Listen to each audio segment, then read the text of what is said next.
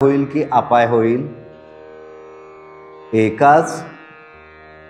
एकाच रोगाकरिता अनेक औषधांची मात्रा जर आपण वापरत गेलो तर उपाय होईल की अपाय अपाय होईल? उत्तर सरळ आहे, अपायच होईल. मग यासाठी खरोखरीच जे जाणते डॉक्टर असतात, आता हा शब्द डॉक्टरांसाठी वापरणं म्हणजे आणखीन एक मोठं धाडसाचंच विधान. जे जाणते डॉक्टर असतात ते सांगतात, पहिल्यांदा तुम्ही जे काय निवडलेलं आहे त्याचे उपचार करा. जेव्हा तुम्ही माझे उपचार घेणार आहात त्यावेळेला इतर सगळ्या पॅथीचे उपचार तुम्ही थांबवा. इतर सगळ्या पॅथीचे उपचार तुम्ही थांबवा. कारण एकाच आजाराकरिता अनेक पॅथीच्या मार्फत जेव्हा तुम्ही उपचार घेता तेव्हा कुठल्या पॅथीनं तुम्हाला बरं वाटलं हे ठरवणं काय होऊन जाईल? कठीण होऊन जाईल. माझ्या पॅथीनं तुम्ही बरे झालात, आयुर्वेदाने बरे झालात, प्राणायामाने बरे झालात, ॲलोपॅथीने बरे झालात, होमिओपॅथीने बरे झालात, कोणत्या पॅथीने बरे झालात हे ठरलं जात नाही. त्यामुळे तुम्हाला नाईलाजानं सगळ्याच पॅथीची औषधं शेवटपर्यंत घ्यावी लागतील आणि मग तुमचं डबोलं रिकामं झाल्याशिवाय राहणार नाही. त्यापेक्षा आपण साधं सोपं करू. तुम्ही आता कुठल्या पॅथीची औषधं घेताय ती संपू देत, 1 महिना जाऊ दे, मग तुम्ही माझ्या पॅथीची ट्रीटमेंट चालू करा. तुम्ही ती 1 महिना घ्या. त्यात जर तुम्हाला काही योग्य वाटलं, फरक जाणवला तर तुम्ही काय करू शकता, ती कंटिन्यू करा. म्हणजे आजाराकरिता कुठल्या तरी अधिकृत पॅथीची आपल्याला काय घेणं गरजेचं आहे? मदत घेणं गरजेचं आहे. तसं नामस्मरण भक्तीमध्ये सुद्धा त्या नामस्मरण भक्तीला कोणाचं तरी काय असणं गरजेचं आहे? अधिकारवाणीनं त्या पाठीमागं उभं राहणारं शास्त्र कोणीतरी तिथं सांगितलं पाहिजे. आणि ज्ञानेश्वर माऊलीच आपल्याला इथं अधिकारवाणीनं सांगतात, वेदशास्त्र प्रमाण श्रुतींचे वचन, एक नारायण सार जप तप. म्हणजे नामस्मरण हे जप म्हणून पण तुम्ही विचार करू शकता, तप म्हणून सुद्धा विचार करू शकता. नाहीतर आपल्याला काय आहे, एखाद्या साधनेवर चिकटून राहणं ही सुद्धा वाटते तितकी सोपी गोष्ट नाही. काही लोक पक्षानं फांदी बदलल्यासारख्या साधना बदलत असतात. का साधना बदलल्या जातात आपल्याकडून? साधना बदलल्या जातात त्याची 3 कारणं आहेत. एक, आपण करीत असलेल्या साधनेला योग्य ते फळ येत नाही म्हणून आपण साधना बदलण्याचा प्रयत्न करतो. दुसरं, आपल्या परिचयातल्या कुणीतरी एखादी साधना निवडलेली असते, मग आपल्याला अध्यायी कोणतरी असावा म्हणून तो करतो, त्या साधनेतच आपण सामील होऊया म्हणून ती साधना बदलली जाणं. आणि तिसरं, कोणीतरी एखादे प्रभावी सत्पुरुष एखादी साधना आपल्याला आपल्या परिसरात कुठेतरी ऐकायला मिळते आणि मग त्याची महती आपल्यापर्यंत येऊन थडकते आणि मग आपण सुरू असलेली आपली साधना आणि ती साधना आणि त्याची महती यामध्ये थोडंसं काय होतं, अंतर्द्वंद्व होतं. आपुलाची वाद आपणाशी, तसं थोडं अंतर्द्वंद्व होतं आणि मग आपण ती नवी साधना थोडे दिवस करून पाहूया अशाही आपल्या मनोवृत्तीचा काय होतो, कल असतो. पण जर एक लक्षात ठेवलं की विठोबाशी शरण जावे, निजनिष्ठे नाम घ्यावे, ही निष्ठा कुठेही हालू देता कामा नये. मग आपली नामसाधनेतील किंवा सद्गुरूंनी दिलेल्या साधनेतील निष्ठा हलायची नसेल तर काय केलं पाहिजे? तर आपण समजावून घेतलं पाहिजे की ती जी साधना आहे ती वेदसंमत आहे, वेदशास्त्र संमत आहे, माझ्या सद्गुरूंनी दिलेली आहे. आणि दुसरं, पूर्वसुरींचा सुद्धा त्याला काय आहे, पाठिंबा आहे. पूर्वसुरींचा पाठिंबा म्हणजे काय? पूर्वसुरींचा पाठिंबा म्हणजे तुकोबरायांचा एक अभंग आहे, आम्ही वैकुंठवासी जन्म आलो याच कारणासी, बोलिले जे ऋषी साच भावे वर्तावया. म्हणजे ऋषी मुनींनी जे सांगितलंय तेच सांगण्याकरता मी आलेलो आहे. ही पूर्वसुरीचा धागा असतो. हा पूर्वसुरींचा धागा पकडता आला पाहिजे की मी घेत असलेले जे नाम आहे ते किती प्राचीन आहे, ते किती पौराणिक आहे, ते याच्यापूर्वी कोणत्या कोणत्या महात्म्यांनी घेतलेलं आहे. किती मुद्दे आहेत बघा विचार करण्यासारखे. मी जी नामसाधना करतो ती नामसाधना यापूर्वी किती किती महनीय व्यक्तींनी केलेली आहे. या नामसाधनेचं सनातनत्व किंवा पौराणिकत्व किती आहे हेही तितकंच महत्त्वाचं आहे. आणि या साधनेचं शास्त्राचा आधार असणं, एवढ्या बाबी जर आपण जेव्हा विचार करू लागतो, मी घेत असलेल्या नामाच्या पाठीमागे पूर्वसुरींचा आशीर्वाद आहे, मी घेत असलेल्या नामाच्या मागे सद्गुरूंचा कृपाशीर्वाद आहे, मी घेत असलेलं नाम हे आपल्या सनातन परंपरेतलं खूप प्राचीन नाम आहे. आणि पाठीमागच्या पूर्वसुरींमधील या ज्येष्ठांनी आणि श्रेष्ठांनी ते नाम घेतलेलं आहे. आणि वेदशास्त्रांनी सुद्धा ते काय केलेलं आहे, अटेस्टेड, म्हणजेच काय, संमत केलेलं आहे. इतक्या बाबी जर आपण विचारात घेतल्या तर जो मुद्दा मी म्हटलं की त्या नामावरती माझी आता निष्ठा तयार होण्यास काहीही अडचण असणार नाही. पण आपण घेत असलेल्या नामसाधनेवरती आपली निष्ठा तयार व्हावी या अंगाने आम्ही कधीही विचार करीत नाही. असं केलं का आपण कधी विचार, माझ्या साधनेवरती निष्ठा कशी तयार होईल बरं? मग आता या प्रश्नाची उत्तरं दोन आहेत. एक, या बाजूने मी कधी विचार केला नाही, एक प्रामाणिक उत्तर आहे. आणि दुसरं उत्तर असं आहे, आमची निष्ठा नाही असं कसं म्हणताय तुम्ही? आहेच. आमची निष्ठा नाही हे कशावरून? मग अध्यात्मशास्त्रामध्ये साधनेच्या बाबतीत हा मुद्दा महत्त्वाचा असतो. तुका म्हणे पदवी ज्याची त्याला, ज्याचं त्यानं ते मूल्यमापन करायचं आहे की मी साधनानिष्ठ किती आहे, ज्याचं त्यानं ते ठरवायचं आहे. कारण शेवटी साधना माझ्यासाठी आहे, साधना माझ्या विकासासाठी आहे, साधना माझ्या उद्भवासाठी आहे, साधना माझ्या उन्नतीसाठी आहे, हे माझ्यासाठी आहे. बघा, जेव्हा आपण पाहुणे म्हणून एखाद्या घरामध्ये प्रवेश करतो आणि त्या घरामध्ये एखादं लहान मुलं असेल आणि त्या लहान मुलाला आपण एखादी वस्तू आणून दिली तर ते लहान मूल 2-3 वेळेला येऊन आपल्याला विचारते, तुम्ही मला आणले, तुम्ही मला आणले. म्हणजे हा जो भाव आहे तो भाव त्या मुलाला त्या वस्तूची किंमत किती आहे माहीत नाही, त्या बाळाला त्या वस्तूच्या किती काळ ती टिकणार आहे हेही माहीत नाही. पण एक मात्र नक्की आहे की माझ्यासाठी कोणीतरी आणणार आहे.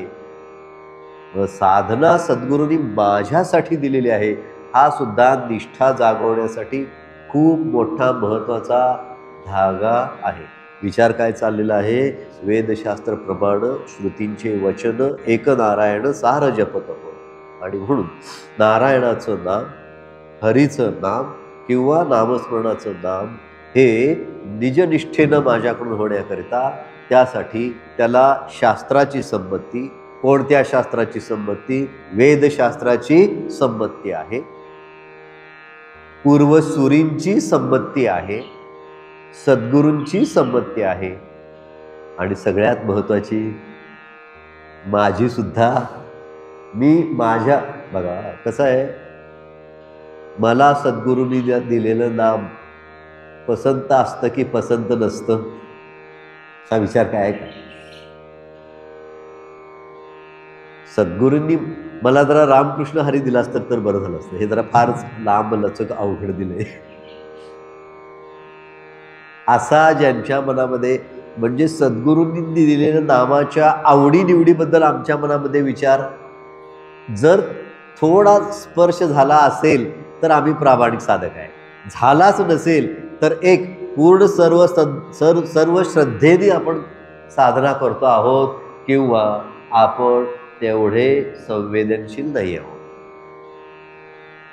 आणि संवेदनशीलता हा भक्ती साधनेमधला खूप महत्त्वाचा घटक आहे.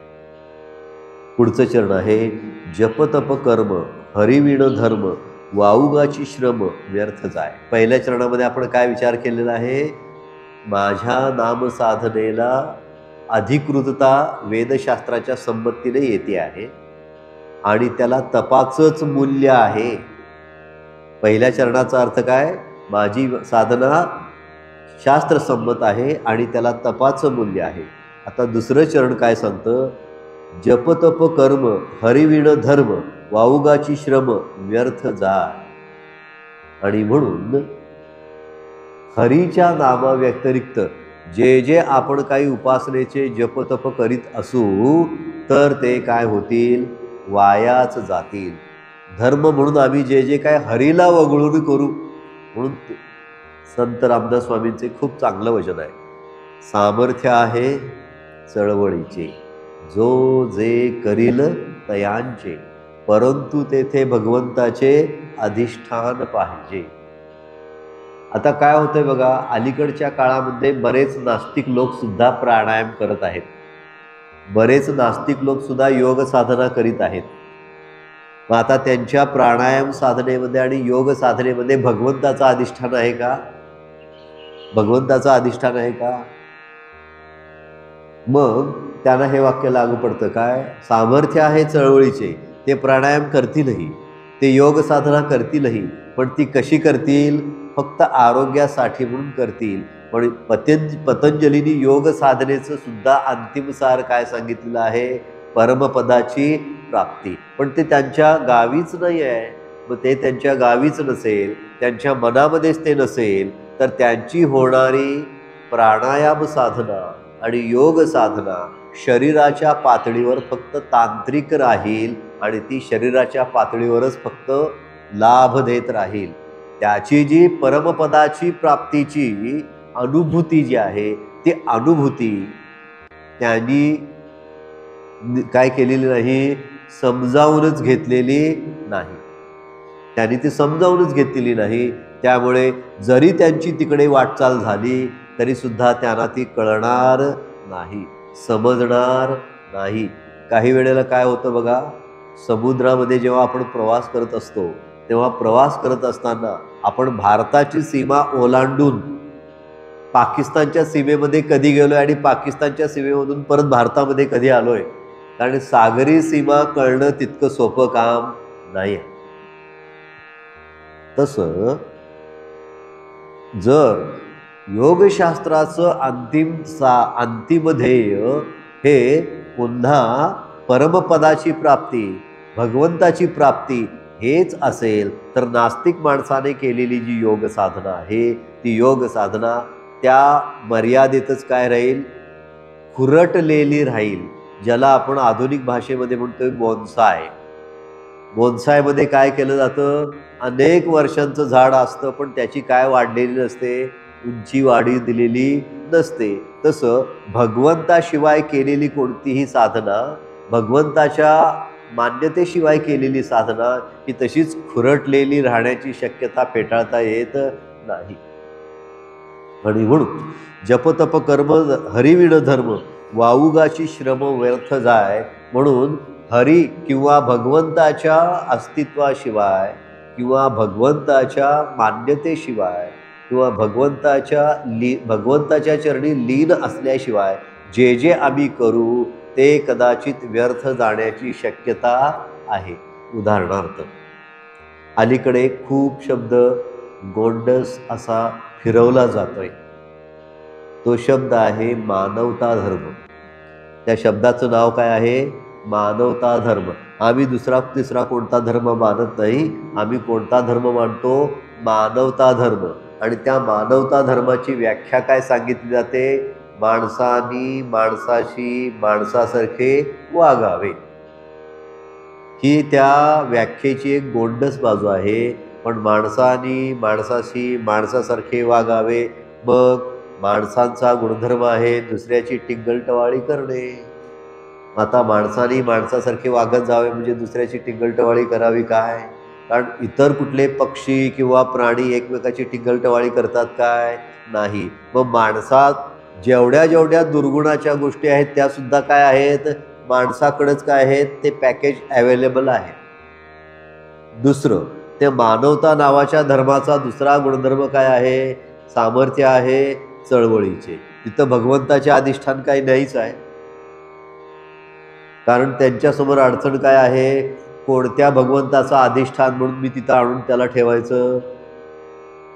म्हणजे मुस्लिमांच्या ईश्वराला तिथे आणून ठेवायचं, ख्रिश्चनांच्या येशूला तिथं आणून ठेवायचं, की आपल्या रामाना किंवा कृष्णांना आणून ठेवायचं?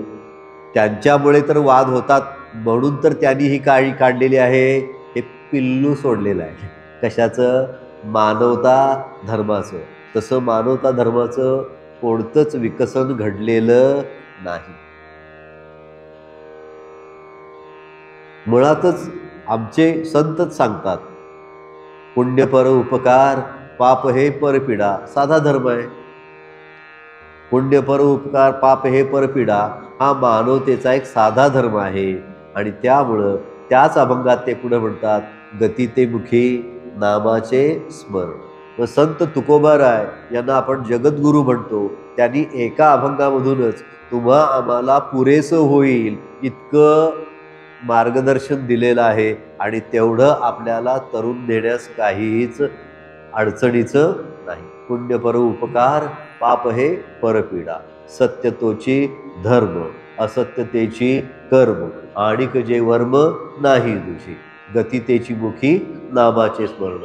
अधोगती जाणं विनमुखता. कालच विनमुक्तावरती आपण चर्चा केलेली आहे.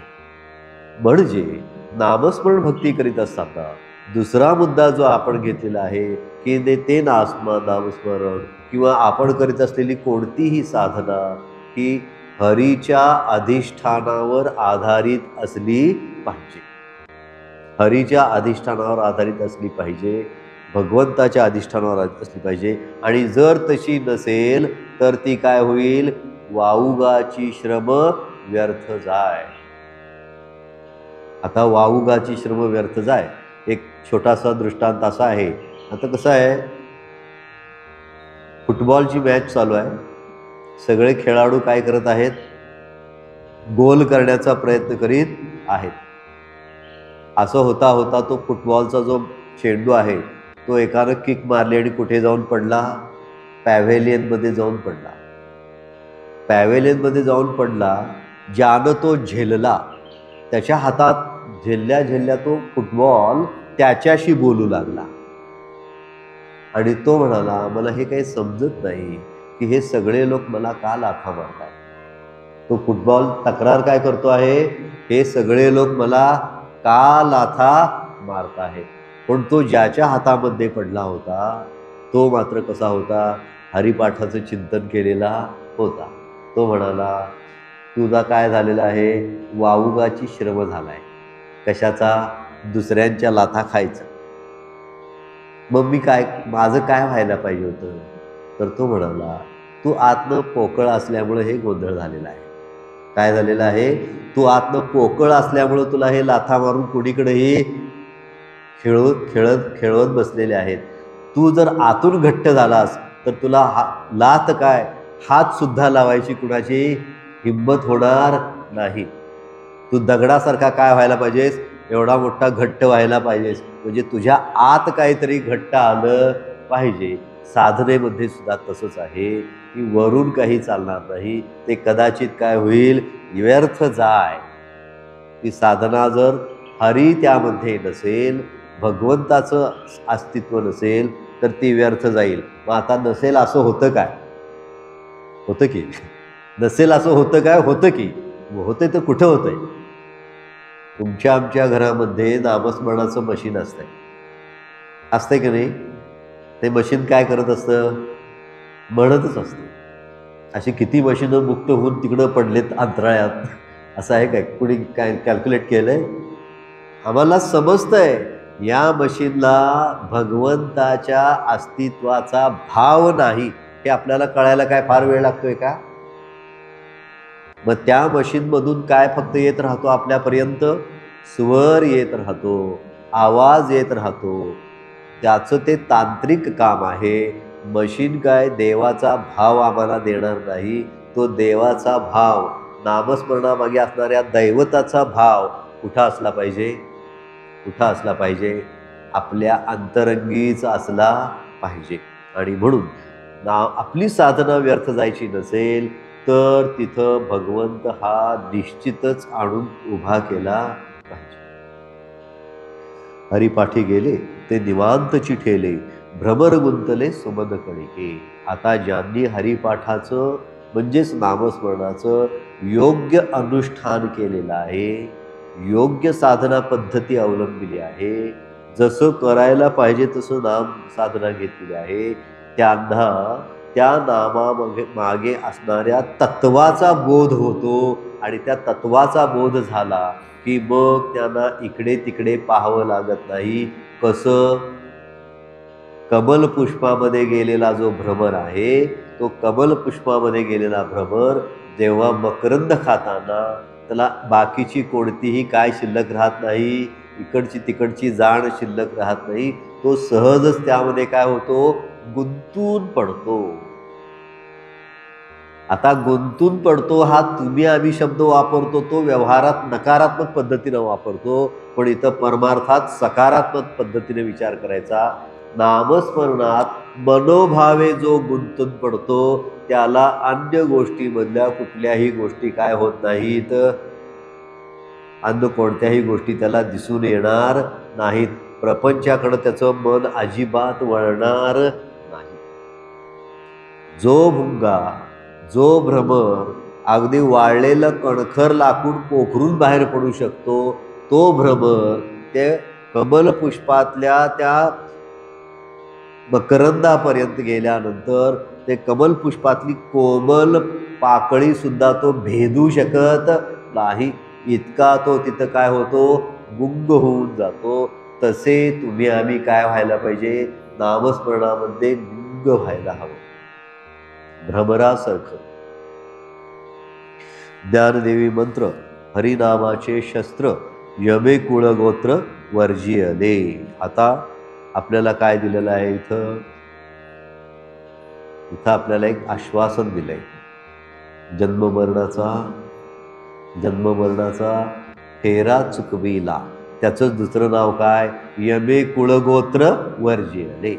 जो नामस्मरण भक्तीमध्ये जशी करायला पाहिजे तशी करून अगदी भ्रमरासारखा त्या मकरंदाला म्हणजेच नामस्मरणाच्या गोडीला चिकटून राहील, तो यमाच्या तावडीमध्ये सापडणार नाही. यम त्याचं कुळ गोत्र वर्जन केल्याशिवाय राहणार नाही. आणि म्हणून ज्ञानदेवी मंत्र, हरिनामाचे शस्त्र, यमे कुळगोत्र वर्जियले. आणि म्हणून हे आपल्याला काय दिलेलं आहे? आश्वासन किंवा ठाम हे खात्री सांगितलेली आहे की तुम्हाला पुन्हा जन्म मरणाच्या फेऱ्यात अडकावं लागणार नाही. केव्हा? जर नामस्मरण भक्ती जशी पाहिजे तशी केली तर. आता कशी केली पाहिजे याचं आपण गेले कित्येक प्रवचनांमधून काय घेत आहोत? त्याची पथ्य, त्याचे नियम, त्याची आचरण पद्धती आणि त्याच्या मागं लावायची शक्ती, एवढ्या सगळ्या गोष्टी आपण विचारात घेत आलेलो आहोत. आणि म्हणून जर यथासांग, यथाविधी, यथामती, यथाशक्ती, काय काय झालं? यथासांग, यथामती, यथाविधी जेव्हा मी नामस्मरण करेन तेव्हा मी आपोआपच काय होईल? मुक्तीच्या मार्गावर आरूढ झालेलो असेल. आणि त्यामुळं मला यमकुळ गोत्र वर्जियले याचा अर्थ असा आहे की मला पुन्हा जन्म मरणाच्या फेऱ्यामध्ये अडकावं लागणार नाही. आणि आमची सगळी साधना किंवा शास्त्राध्ययन कशाकरिता सुरू आहे? आमची सगळी साधना आणि शास्त्राध्ययन कशाकरिता सुरू आहे? याच गोष्टी करता याचसाठी केला होता अट्टाहास. शेवटचा दिस कुणाचा? दुसऱ्यांचा. आमचा का होत नाही शेवटचा दिस गोड? कारण आमची term and condition towards gods are very different. आमच्या देवाकडं मागण्याच वेगळ्या आहेत. आम्हाला शेवटचा दिवस येऊच नाही अशीच आमची पहिली मागणी आहे. त्यामुळे शेवटचा दिवस गोड व्हावा इथपर्यंत या अध्यात्मशास्त्रातून मी शेवटच्या दिवसापर्यंत सुखा समाधानानं गेलो पाहिजे, हीच रचना आणि पायाभरणी करायची आहे अभ्यासाने. बाकी काही मिळवायचं नाही.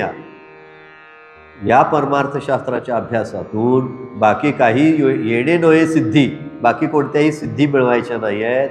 मला एक दिवस काय येणार आहे? शेवटचा दिस येणार आहे. आणि तो येणारा शेवटचा दिस आणि तोपर्यंतचा काळ माझा कसा गेला पाहिजे? गोड झाला पाहिजे. त्यासाठी काय करायला पाहिजे? गोड तुझे नाम, गोड तुझे रूप, याचा काय केला पाहिजे? ध्यास धरला पाहिजे. जरी आपल्याला शुगर असली तरी गोड तुझे नाम म्हटल्यानंतर काय शुगर वाढण्याची शक्यता अजिबात नाही. गोड तुझे रूप म्हटल्यानंतर सुद्धा काय असं आहे बघा, आम्ही देवाला गोड तुझे रूप म्हणण्याच्या इतक्या अधिकाराचे झालेलो आहोत की नाही इथपर्यंत सुद्धा आपण विचार नाही करत. आम्ही नुसतं पाठांतरानं अभंग म्हणतो, पण मी गोड तुझे नाम असं विठोबाला म्हणण्याचा अधिकार माझ्यामध्ये तयार झाला पाहिजे. तो केव्हा तयार होतो? भावबळे आकळे, एरवी ना कळे. त्यासाठी भावबळच लागतं. आम्ही लहान मुलाला म्हणतो काय गोड मुलगा आहे, त्या मुलाला पाहिल्यानंतर आम्ही म्हणतो काय गोड गोड मुलगा आहे. पण तेच विठोबाच्या मूर्तीकडे पाहून आम्ही म्हणत नाही काय गोड मूर्ती आहे, काय गोड नाव. एखाद्या मुलाचं नाव सुद्धा असं फार चांगलं असतं, शारंगधर वगैरे असं. ते ऐकल्यानंतर म्हणजे ती काही नावं असे म्युझिकल असतात. ते ऐकले आपल्याला अगदी असं कानाला खूप छान वाटतं, म्हणजे काय गोड नाव आहे. तसं जे नामस्मरण आपल्याला सद्गुरूंनी दिलेलं आहे ते गोड तुझे नाम असं म्हणण्या इतपत आमची काय व्हायला पाहिजे? आपली मनाची अशी तरलता वाढली पाहिजे. ती मनाची तरलता केव्हा वाढेल? तितक्या नाजूकतेनं जेव्हा आपण त्या नामस्मरणाकडे पाहू, तितक्याच नाजूकतेनं त्या प्रक्रियेकडे पाहू आणि तितक्याच हळुवारपणे सद्गुरूंची मूर्ती आठवून नामस्मरण करू, तेव्हा मग या गोष्टी आपोआप आपल्यासमोर काय होतात? तरळतात. हे आपल्यासमोर असं ते जे तरळणं आहे ना, ते तरळणं अनुभवाचं आहे, भरळणं नाही आहे. ते नामस्मरण भरळणारे लोक पाहिलेत आम्ही. काहीतरी काम करता करता ते नामस्मरण करत असतात ना, त्यावेळेला त्यांच्या मनाविरुद्ध काहीतरी घडलं की मग ते त्याला जे कावायचं आहे तो कावण्याचा आवेश त्यांच्या नामस्मरणामध्ये येतो आणि मग त्या नामस्मरणाचं शुचित्व, शुद्धत्व निघून जातं. म्हणून नामस्मरण साधना ही साधना आहे. जरी तुम्ही केव्हाही करा, सकाळी करा, दुपारी करा, जेव्हा वेळ मिळेल तेव्हा करा, असं जरी सांगितलं असलं तरी त्याचं पावित्र्य जपूनच ती केली पाहिजे. नामसाधनेचं पावित्र्य न जपता मला करायला सांगितल्या म्हणून करायची, याने त्याची अपेक्षित फलप्राप्ती होणार नाही.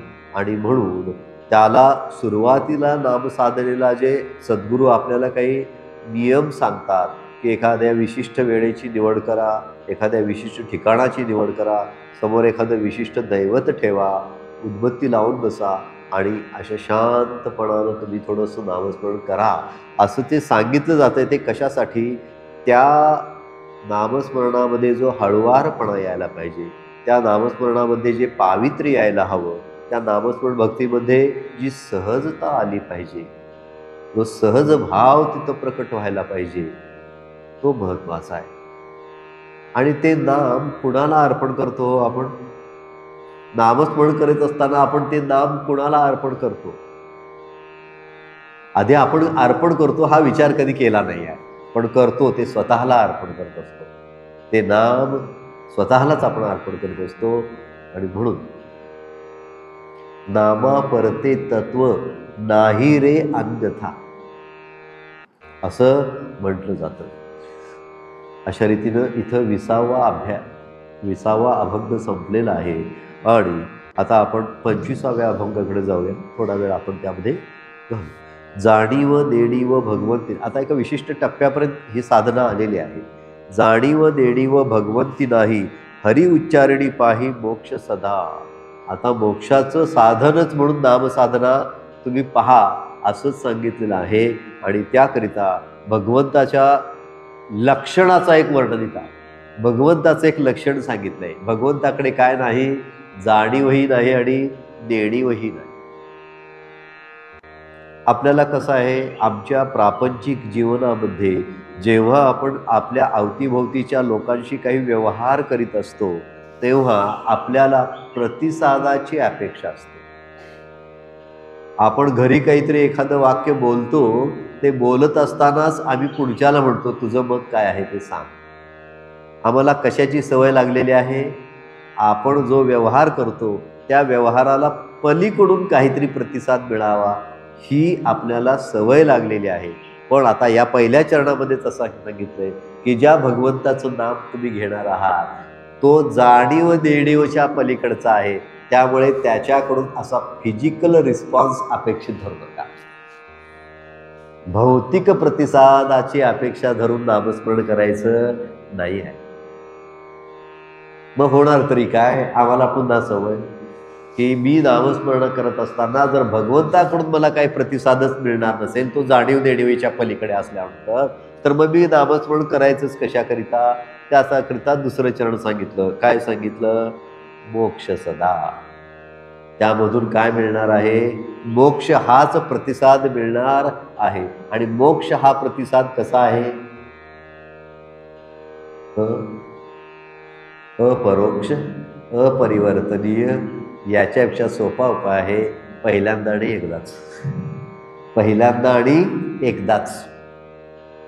ज्या जाणीव देणीव विरहित भगवंताचं नामस्मरण करीत असताना त्याच्याकडून आपल्याला एकच प्रतिसाद मिळणार, तो म्हणजे मोक्षाचा. आणि तो किती वेळेला असेल, पहिल्यांदा आणि एकदाच.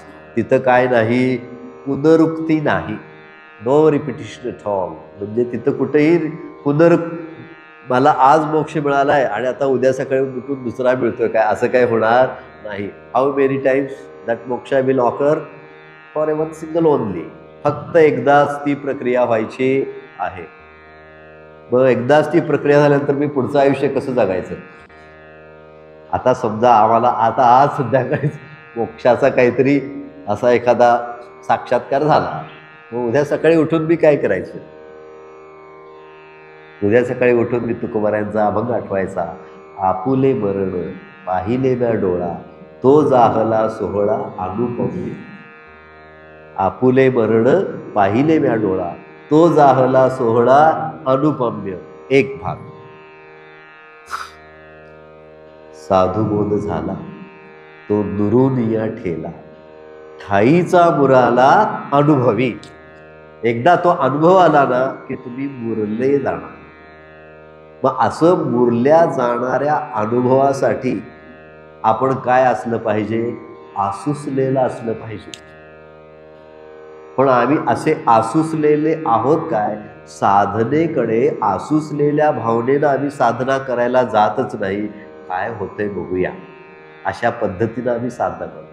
साधना तरी करतो मी, जरा बसू दे तरी, मग वळण बसू दे, अमकं होऊ दे, तमकं होऊ दे, मग काय हो गया, आत्ता तर सुरुवात केलेली आहे. अशा पद्धतीची विचारधारा चालत नाही. नाही, ठाईचा मुराला अनुभव मला मिळायला पाहिजे आहे. आणि तो एकदा अनुभव घेतला की पुन्हा पुन्हा घ्यावा लागत नाही.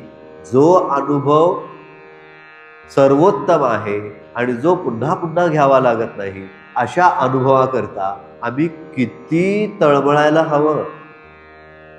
पण तळमळतो का आपण, ती तळमळ आमच्यात का निर्माण होत नाही, कारण त्या अनुभवाच्या साठी आम्ही अजून तितकी काय झालेलो नाही, आकृष्ट झालेलो नाही. किंवा आसुसलेलो सुद्धा नाही. अजूनही आमची अवस्था साधनेच्या स्तरावरती प्राथमिक स्तरावरच खेळत असते. नामस्मरण झालं, इकडचा अभ्यास वर्ग केला, तिकडे गेलो होतो, त्यांचं प्रवचन ऐकलं, यांचं ऐकलं, आता सगळ्यांच्यापेक्षा आमचेच गुरु सद्गुरू बरोबर आहेत, माझीच साधना बरोबर आहे, इथपर्यंत आलं. हे सगळं छान छान चाललं आहे. मग पुढं दुसरीकडच्या अभ्यास वर्गाची माहिती घेतली, तिकडच्या वर्गाची अभ्यास घेतली. मग नेपोलियन बोनापार्टांचं एक वाक्य कायम लक्षात ठेवायचं की जर तुम्हाला खरं यश मिळवायचं असेल तर तुम्हाला स्वतःला नॅरो करावं लागेल. नॅरो करावं लागेल म्हणजे काय? बाकी सगळं सोडून द्यायचं. सज्जनगडवर काय झालं, शिवतरगळीवर काय झालं, इकडले अभ्यास काय नाही. मला तो अनुभव आला पाहिजे. ठाईचा मुराला अनुभवी ते मला मिळालं पाहिजे. त्यासाठी मी काय केलं पाहिजे? तळमळलं पाहिजे. गडावर खूप छान म्हणतात, तळमळ तळमळ होतची आहे, कल्याण करी रामराया. ती तळमळ त्याच्यामधली जी आहे ती आपल्याकडे यावी. नारायण हरी उच्चार नामाचा तेथे कळी काळाचा रीघ नाही. नारायण हरी उच्चार नामाचा म्हणजे हरिनामाचा उच्चार केला असता, म्हणजेच नामाचा उच्चार केला असता, तेथे आपल्याला कळी काळाचा रीघ नाही, म्हणजेच कळी काळाला आता घाबरण्याची गरज नाही. आम्हाला सगळ्यात मोठं भय कोणतं आहे? कळी काळाचंच भय आहे. मग संत एकनाथांनी खूप छान अभंग लिहिला आहे. राम नाम घेता मुखी तो नरधन्य होई तिन्ही लोकी. राम नाम घेता वाचे ब्रह्मसुख तेथे नाचे. आता आम्ही नामस्मरण घेताना ब्रह्मसुख नाचतं का तिथं? आणि मग त्याच पुढच्या चरणामध्ये कळी काळ पाविजे असं म्हटलंय. म्हणजेच मृत्यूचं भय आपलं काय होतं? नामस्मरण भक्तीनं पळून जातं. हा झाला नकारात्मक विचार. सकारात्मक विचार, आपण निर्भय होतो. निर्भय हो, निशंक हो, असं कुठल्या तरी एक प्रार्थनेत आहे. कोणाला ते लय आव्हान मनाला, हे मना तू निर्भय हो, हे मना तू निशंक हो. आम्हाला भय सगळं असं जे आहे ते निघून जायची शक्ती सुद्धा या साधनेमध्ये आहे. आता नामस्मरण साधनेमध्ये किती किती प्राप्त्या आहेत किंवा किती किती प्राप्तव्य गोष्टी आहेत. मोक्ष तर आहेच, पण निर्भयता सुद्धा आशीर्वादिलेली आहे. नामस्मरण आपल्याला मृत्यूचं भय घालवून टाकतं. मग मृत्यूचं भय जावं का राहावं? मृत्यूचं भय जावं की राहावं? ते जेव्हा तो जवळ येतो तेव्हा ते कळतं. आम्ही बारमाही सर्दीवाले लोकांना आम्हाला सारखा मृत्यू भेटून जात असतो. रात्री उठून बसतो, नाक गच्च होतंय, आता काय करायचं? बाकीची सगळी घराघर घोरत असतात, आपण मात्र जागे.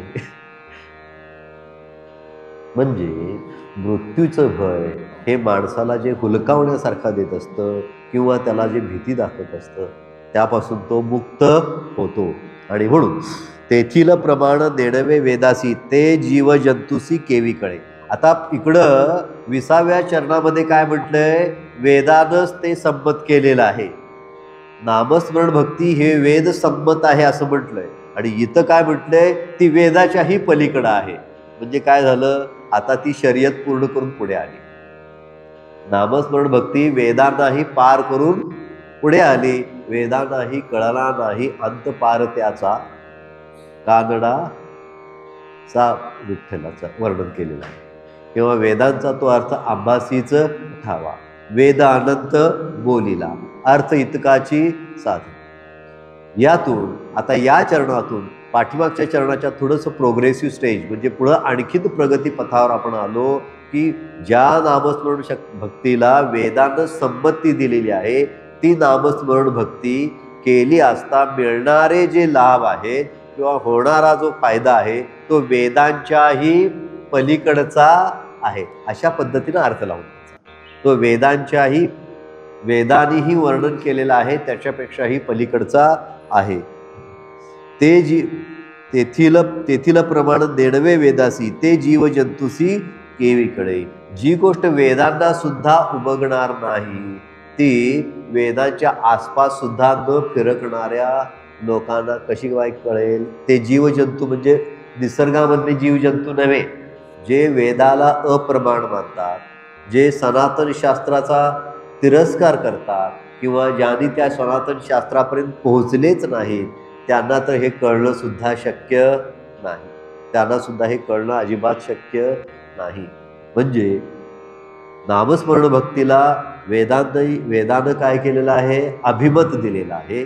आणि ती नामस्मरण भक्ती जी लाभ देते आहे ती वेदांच्या पेक्षाही पलीकडचा ती लाभ देते आहे. पण वेदांच्या पर्यंत सुद्धा न पोचलेल्या लोकांना त्या नामस्मरण भक्तीचं कसं काय कळणार. म्हणून वेदांच्या पर्यंत सुद्धा न पोचलेल्या लोकांना त्यांनी विशेषण वापरलंय जीवजंतू. काय विशेषण वापरलंय, जीवजंतू. ते जीवजंतूसी केवी कळे ज्ञानदेवा फळ नारायण पाठ सर्वत्र वैकुंठ केले असे. आणि अशा रीतीनं जेव्हा नामस्मरणाचा पाठ आपण करू तेव्हा तो जसा फलद्रूप होईल तसं आपल्याला सर्वत्र वैकुंठाचा अनुभव येईल. सर्वत्र वैकुंठाचं पावित्र्य अनुभवायला मिळेल. अशा रीतीनं आपल्या अवतीभोवती भरून राहिलेल्या प्रपंचाचं वैकुंठामध्ये रूपांतर करण्याची शक्ती कशामध्ये आहे, कशामध्ये आहे, नामस्मरण भक्तीमध्ये आहे. म्हणजे आता कशा पद्धतीनं आपण चिंतन करत जाणार आहोत. नामस्मरण भक्ती करत असताना जे इतके मुद्दे झाले की माझ्या अवतीभोवतीची परिस्थितीच वैकुंठमय होणार असेल तर मला न परिवर्तन होणारा म्हणजे दृढ अपरिवर्तनीय अनुभव जर नामस्मरण देणार असेल, वेदांच्या पलीकडचाही फायदा देणारा असेल, मग इतकी अनन्य श्रेष्ठ दर्जाची ही जी नामस्मरण भक्ती आहे ती नामस्मरण भक्ती मी करत असताना आता हरिपाठाच्या चिंतनातून त्यातून सांगितलेल्या गुणवैशिष्ट्यानुसार त्यातून सांगितलेल्या नामस्मरण भक्तीच्या विशेषत्वाचा भाग लक्षात घेऊन जेव्हा आम्ही नामसाधना करू तेव्हा मग आपल्याला कुठेतरी काय होईल, मृत्यूचं भय राहणार नाही. तो दृढ अपरिवर्तनीय अनुभव सुद्धा येईल. आणि म्हणून अवतीभोवतीचं वातावरण सुद्धा कसं होईल, वैकुंठमय होऊन जाईल. आता एवढं सगळं होणार असेल तर मग मी काय केली पाहिजे, 3 शब्द वापरायचे. कसोशीने, कसोशी शब्द आहे का तुमच्या तिकडे, आहे, कसोशीने, तळमळीने आणि जिव्हारी लावून नामस्मरण भक्ती करूया आणि त्या अनुभवापर्यंत पोहोचण्याचा प्रयत्न करूया.